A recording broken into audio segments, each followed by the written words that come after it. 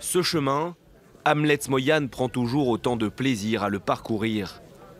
Plusieurs fois par mois, cet Arménien yézidi vient se recueillir ici au temple de Ziarat, sorti de terre il y a 5 ans.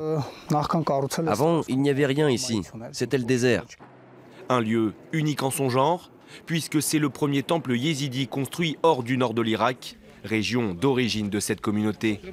Ceux qui vivent en Arménie s'y sont établis pour la plupart il y a un siècle, victimes des exactions de l'Empire ottoman. Parmi les fidèles présents ce jour-là, un homme très respecté. Casquette vissée sur la tête, Mirza Sloyan a financé la construction du temple. S'il veut rester discret face à la caméra, son frère, lui, loue un acte fondateur. Je suis fier. Ce temple nous aide à unir les yézidis. Certains viennent même d'Europe pour un pèlerinage ou des fêtes. Pour Hamlet aussi, ce 29 septembre 2012 restera gravé à jamais.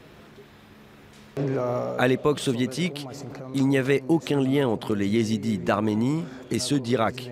Pour beaucoup d'entre nous, voir la Lèche était un rêve, jusqu'à la visite de notre leader venu spécialement d'Irak pour l'inauguration.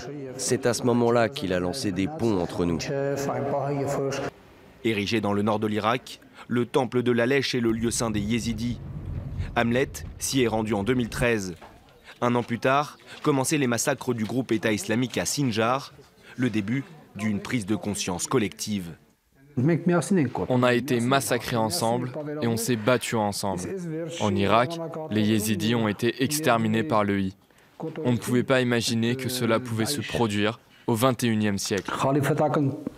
Pour Hamlet, renouer les liens avec les yézidis d'Irak est devenu une mission. En 2015, il accueillait pendant quelques mois une famille de 19 personnes ayant fui les violences des djihadistes. Hamlet n'a désormais qu'un seul rêve en tête, leur rendre visite et revoir le nord de l'Irak.